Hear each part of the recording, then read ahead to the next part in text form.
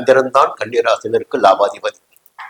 அப்போ சந்திரன் இந்த வாரம் எங்கே சஞ்சரிக்கிறார் என்றால் ஞாயிற்றுக்கிழமை திங்கட்கிழமை 4ஆம் இடமான சுகஸ்தானத்தில்.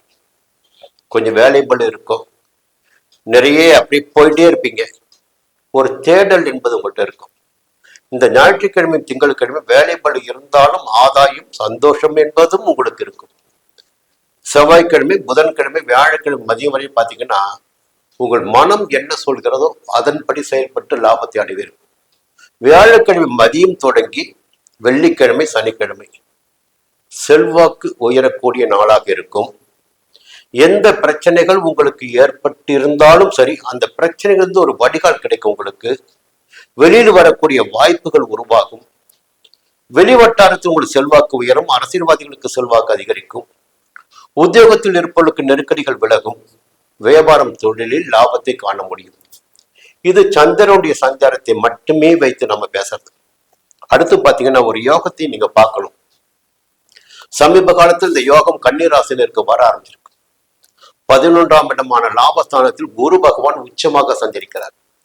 கன்னிராசினருக்கு 4ஆம் இடத்து அதிபதியும் குருதான், 7ஆம் இடத்து அதிபதியும் குருதான். 4க்கும் 7 குரு. அப்போ அந்த குரு 11ஆம் இடமான லாபஸ்தானத்தில் உச்சமாக சஞ்சரிக்கின்ற போது வரவு வர ஆரம்பிக்கும், செல்வாக்கு அதிகரிக்க ஆரம்பிக்கும், பெரியவருடைய ஆதரவு கிடைக்க ஆரம்பிக்கும்.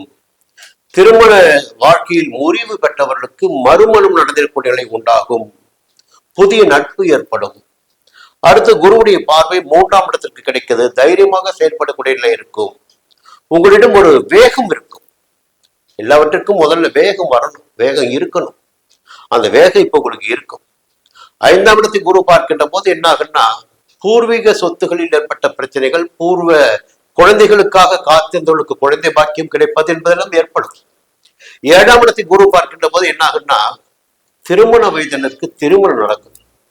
அங்க இன்னொரு முக்கியமான விஷயத்தை பார்க்கணும், தொடர்ந்து சொல்லிக்கிட்டே வர.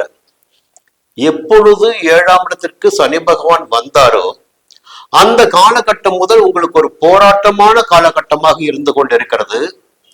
ஒற்றுமையாக உங்களுடன் இருந்தவர்கள் ஒவ்வொருவராக உங்களை விட்டு பிரிந்து சென்று உங்களை எதிர்த்து செயல்பட்டு கொண்டிருக்கிறார்கள். கண்டகச்சனுடைய காலகட்டம் இந்த காலகட்டம்.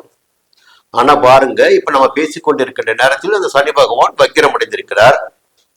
அந்த இடத்தை குரு பார்க்கிறார்.